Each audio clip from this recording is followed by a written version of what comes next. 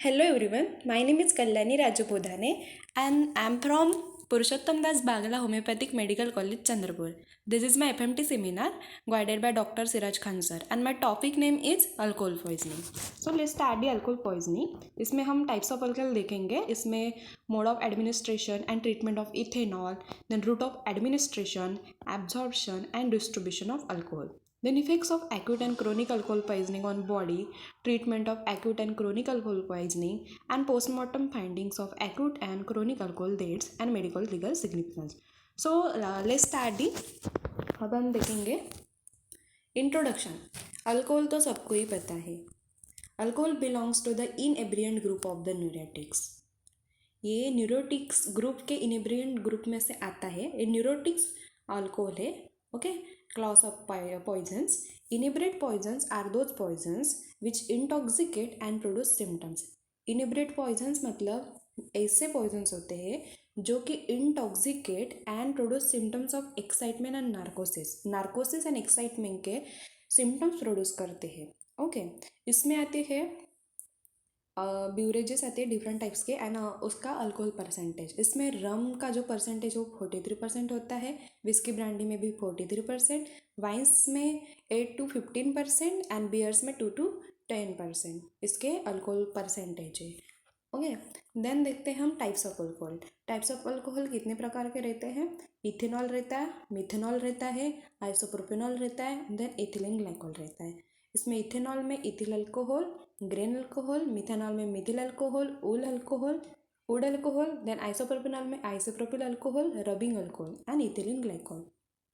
Okay, then हम देख के रूट ऑफ एडमिनिस्ट्रेशन. हम इसको कहाँ से म्हणजे एडमिनिस्ट्रेशन उसके रूट्स क्या है वो देखेंगे आप. पहला है इनहेलेशन. हम इनको इनहेलेशन के द्वारा एडमिनिस्ट्रेट कर सकते हैं, इंट्रावेनस इंजेक्शन के द्वारा भी कर सकते हैं, और ओरल इंजेक्शन मतलब हम मुंह से भी उसको पी सकते हैं. ओके, देन हम ऑब्जर्प्शन एंड डिस्ट्रीब्यूशन देखेंगे.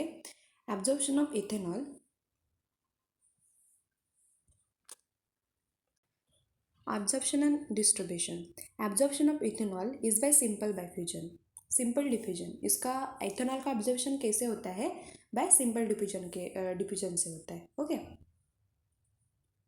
Then 25% of an ingested dose of ethanol. Ethanol का जो इंजेस्टेड डोज है 25% वो कैसा रहता है. Is absorb from the stomach. वो स्टमक में से एब्जॉर्ब होता है. And 75% of an ingested dose of ethanol is absorb from the small intestine. Small intestine से कितना होता है. 75% एब्जॉर्ब होता है एंड स्टमक से 25%. Okay, then factors affecting absorption. कौन कौन से फैक्टर है जो कि एब्जॉर्प्शन के लिए इफेक्ट करते हैं. पहला है कॉन्सेंट्रेशन, देन प्रेजेंस और absence of food in the stomach, then condition of the stomach, then rate of emptying stomach, then rate and quantity of alcohol ingested, then tolerance. इसमें कॉन्सेंट्रेशन मतलब alcohol का concentration कितना है. Okay, then presence और absence of food in stomach मतलब stomach में food है, absence है कि प्रेजेंस है.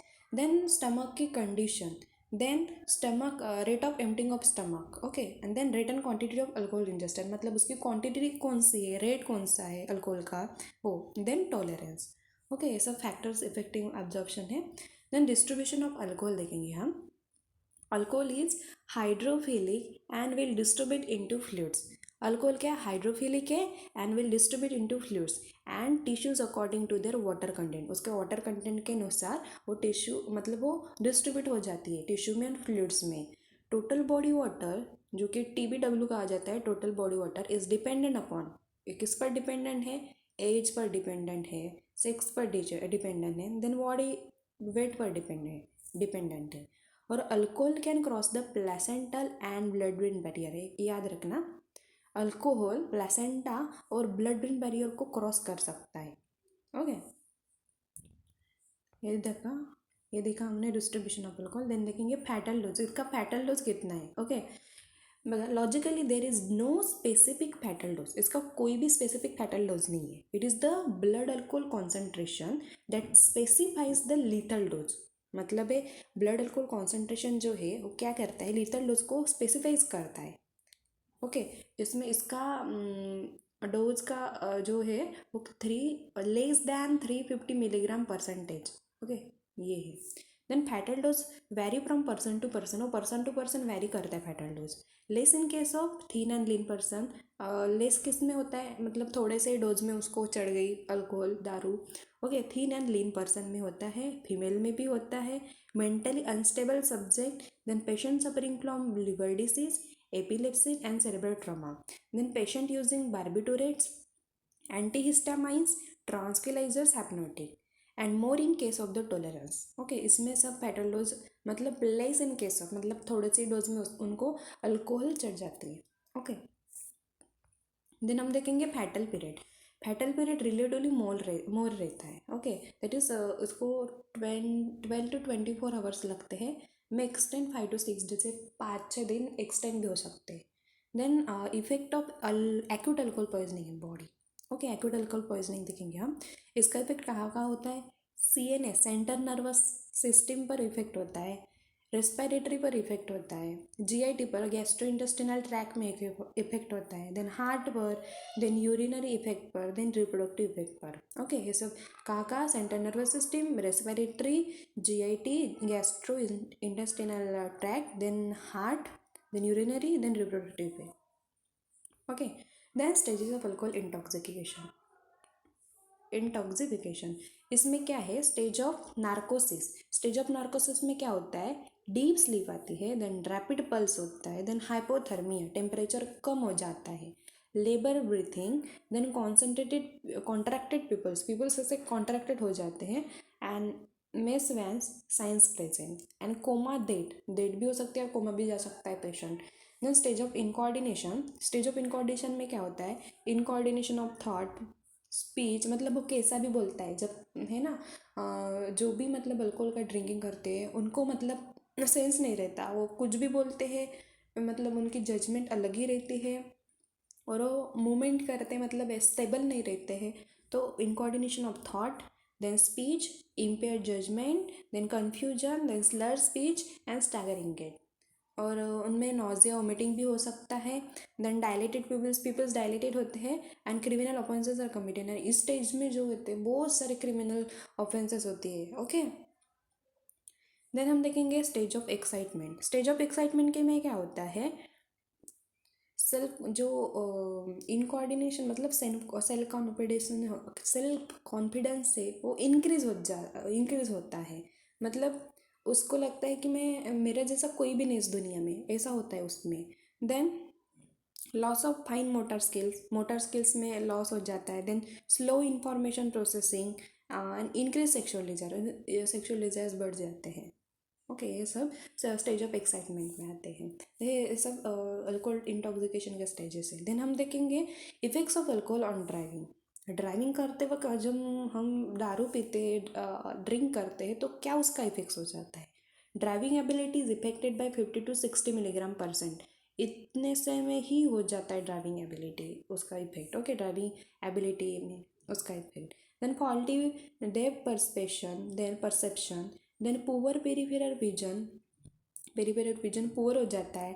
देन डिस्टॉर्टेड कलर विजन भी डिस्टॉर्टेड हो जाता है। नाइट विजन भी रिड्यूस हो जाता है, एंड इंक्रीज रिएक्शन टाइप, और इंक्रीज रिएक्शन टाइप जो होता है वो इंक्रीज हो जाता है। Okay, then laboratory test for diagnosis of alcohol poisoning. इसमें डायग्नोसिस क्या होता है, क्या क्या होता है? इसमें ब्लड टेस्ट होता है, देन विट्रियस फ्लूइड होता है, एंड यूरिन। जैसे कि यहाँ अल्कोहल ब्लड टेस्ट दिया है, नॉर्मल रेंज इसका देखिए, वो यहाँ इंट्रावेनस से उसको मतलब उसका ब्लड ले रहे हैं ब्लड टेस्ट के लिए, देन विट्रियस फ्लूइड भी लेते हैं, देन यूरिन भी लेते हैं। Okay, then diagnostic test. इसमें डायग्नोस्टिक टेस्ट कौन कौन से? एक फिंगर नोज टेस्ट है जिससे कि यहाँ दिखाई दे रहा है। Okay, then straight line test भी है, मतलब जो दारू पीते हैं उनका इनकोऑर्डिनेशन हो जाता है ना, इसलिए वो मतलब एक स्ट्रेट लाइन में वो चल नहीं सकते, इसलिए उनका स्ट्रेट लाइन टेस्ट हो जाता है। देन ब्रीथलाइजर जैसे कि यहाँ दिखाई दे रहा है वैसे ही ब्रीथलाइजर किया जाता है। Then treatment of acute alcohol poisoning. अब एक्यूट अल्कोहल पॉइजनिंग के ट्रीटमेंट देखते हैं हम। इसमें 2 टाइप्स ऑफ ट्रीटमेंट रहते हैं, एक फर्स्ट एड रहते हैं, then treatment in hospital. First aid मतलब घर पर ही करते हैं, एंड ट्रीटमेंट इन हॉस्पिटल और हॉस्पिटल में करते हैं वो। तो पहले हम देखेंगे फर्स्ट एड ट्रीटमेंट देखेंगे हम। फर्स्ट एड ट्रीटमेंट में पहले हम देखेंगे what to do and what not to do, मतलब क्या करना चाहिए और क्या नहीं करना चाहिए. Keep him awake, keep him awake, keep him in recovery position. उनको रिकवरी उसको पहले उठाना चाहिए, देन उसको पोजीशन, उसकी पोजीशन रिकवर करनी चाहिए. देन गिव हिम वाटर, उसको वाटर देना चाहिए, पानी देना चाहिए. Keep him setting up and keep him warm, उसको वार्म जगह में रखना चाहिए. And stay with him and monitor his symptoms. Okay, उसके साथ रहना चाहिए और monitor his symptoms. Okay, then what not to do, मतलब हमें क्या नहीं करनी चाहिए. डोंट लेट हिम स्लिप, उसको मतलब सोने नहीं देना चाहिए. Okay, don't let him means lie straight, उसको स्ट्रेट नहीं रखना है. Okay, then don't give him coffee, उसको कॉपी भी नहीं देनी है. Then don't walk him around, मतलब उसके अराउंड में चलना भी नहीं है. Don't put him under the cold shower, उसको कोल्ड शावर में भी नहीं रखना है. Okay, then don't let him drink any more alcohol, और उसको और ड्रिंक करने और अल्कोहल नहीं देना है पीने के लिए, ड्रिंक करने के लिए. ओके, ये सब है व्हाट टू डू और व्हाट नॉट टू डू में first aid treatment. Then treatment in hospital, hospital में क्या ट्रीटमेंट करना चाहिए. हॉस्पिटल में क्या, गैस्ट्रिक लैवेज मतलब स्टमक वॉश करना चाहिए, स्टमक ट्यूब के द्वारा वो अल्कोहल रिमूव करता है, वॉश करता है. Then artificial breathing, artificial breathing करनी चाहिए. Okay, electrolytes, urinary catheter, then for hypertonic glucose solution, then fructose solution, then haemodialysis and peritoneal dialysis. Okay, ये सब ट्रीटमेंट है. Gastric lavage, artificial breathing, electrolytes, urinary catheter, then for hypertonic glucose solution, fructose solution, then haemodialysis and peritoneal dialysis. Then हम postmortem बाइंडेक्स में देखते हैं हम उसको आइडेंटिटी. पोस्टमार्टम माइंड में आइडेंटिटी बहुत इंपॉर्टेंट है, उसका name, address, then examination clothes, उसके क्लॉज का एग्जामिनेशन, देन एक्सटर्नल एग्जामिनेशन भी और इंटरनल एग्जामिनेशन. इंटरनल एग्जामिनेशन में क्या क्या आता है, उसकी क्रैनियल कैविटी ओपन करती है. देन एब्डोमिनल कैविटी भी ओपन करनी चाहिए. Then opening of thoracic cavity, alcohol overdose. Then opening of thoracic cavity भी ओपन करती है, अल्कोहल ओवरडोज है क्या, इसलिए वो चेक करने के लिए. Postmortem finding. Then effects of chronic alcohol poisoning on body. अब क्रोनिक के क्या इफेक्ट है, लीवर सिरोसिस हो जाता है ज़्यादा दारू पे, जैसे लीवर कैंसर, लीवर फेल भी हो जाता है. फिजिकल, मोरल, मेंटल डिटोरेशन भी हो जाता है. क्रोनिक गैस्ट्रोएंटेरिटिस हो जाती है. वेट लॉस हो जाता है. पेरिफेरल न्यूरोपैथीज हो जाती है. एंड इम्पोर्टेंस एंड स्टेरिलिटी भी हो जाती है. और वुमेन में तो बहुत ही एकदम क्रोनिक होता है. देन कॉमन क्लिनिकल सिंड्रोम इसके देखते हम, ये बहुत इम्पॉर्टेंट है.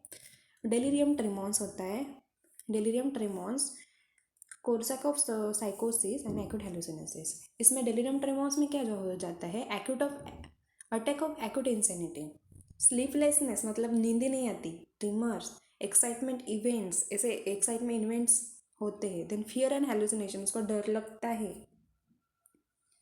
और हेलुसिनेशन में उसको मतलब सुसाइड या होमिसाइडल करने का, मतलब सुसाइड करने का मन होता है. देन कार्बोस्कोप साइकोसिस में हेलुसिनेशन हो जाता है, डिसओरिएंटेशन हो जाता है, multiple neuritis and loss of memory for recent, मतलब कुछ देर के लिए उसकी मेमोरी लॉस हो जाती है. देन एक्यूट हेलुसिनेसिस, इसमें क्या होता है, ऑडिटरी हेलुसिनेसिस होता है. देन पेशेंट में बिकम होमिसाइडल और सुसाइड. ओके, डिले, इसके 3 हैं कॉमन क्लिनिकल सिंड्रोम्स है. देन हम postmortem findings of chronic alcohol poisoning देखेंगे. इसमें degenerative changes in the liver, kidney and brain. Liver और किडनी, ब्रेन में डिजेनरेटिव चेंजेस होते हैं. देन एट्रोपिक गैस्ट्राइटिस होती है. देन लीवर सिरोसिस हो जाता है. देन कार्डियोमायोपैथी हो जाती है. Okay, then treatment of chronic alcohol poisoning and abuse disulfiram OD dose उसको 0.5 मिलीग्राम उसको डोज दिया जाता है, OD dose. Then Temposil citrated calcium carbamide, OD dose उसको 50 ग्राम का दिया जाता है. देन साइकोथेरेपी भी दी जाती है. Okay, then cause of death in alcohol poisoning में क्या डेट है, उसमें RTA मतलब रोड ट्रैफिक एक्सीडेंट हो जाता है, सुसाइड हो जाता है, लीवर डिसीज हो जाती है, कैंसर हो जाते हैं. Then depression of respiratory centres का डिप्रेशन हो जाता है. Then postural asphyxia means failure of respiratory system. Okay, failure of मतलब फंक्शन ऑफ जो रेस्पिरेटरी सिस्टम का जो फंक्शन है वो लॉस हो जाता है. फेल हो जाता है। देन मेडिको लीगल सिग्निफिकेंस देखते हैं हम। रोड ट्रैफिक एक्सीडेंट हो जाता है, alcohol is related to the crime and violence. और अल्कोहल एक प्रकार का, उसको क्या रिलेट कहा जाता है, क्राइम एंड वायलेंस, क्योंकि अल्कोहल पीने के बाद इनकोऑर्डिनेशन हो जाता है, एक्साइटमेंट हो जाती है, तो उसमें से जो पर्सन है वो कुछ भी कर सकता है, क्राइम या वायलेंस वगैरह। और रोड ट्रैफिक एक्सीडेंट्स तो अल्कोहल में मतलब ज़्यादा ही है, बहुत है। ओके, इसमें सब है। So thank you. ये हमने देखेंगे अल्कोहल, ये हमने देखना अभी अल्कोहल पॉइजनिंग देखा। तो इसमें हम क्या क्या देखे, मोड ऑफ एडमिनिस्ट्रेशन देखे, ट्रीटमेंट ऑफ देखे, रूट ऑफ एडमिनिस्ट्रेशन देखे, एब्जॉर्प्शन डिस्ट्रीब्यूशन देखे, effects of acute and chronic alcohol poisoning देखे ऑन बॉडी पर, then treatment of acute and chronic alcohol poisoning, postmortem findings of acute and chronic alcohol deaths and medico legal significance. Okay, medico legal significance में हमने क्या देखा, road traffic accidents हो जाते हैं और क्राइम हो जाता है, वायलेंस हो जाता है दारू पीने के बाद, अल्कोहल लेने के बाद, तो ये सब है। सो हमारा ये टॉपिक ख़त्म हो गया। So thank you very much. So I hope ये आपको समझ गया होगा। So thank you so much.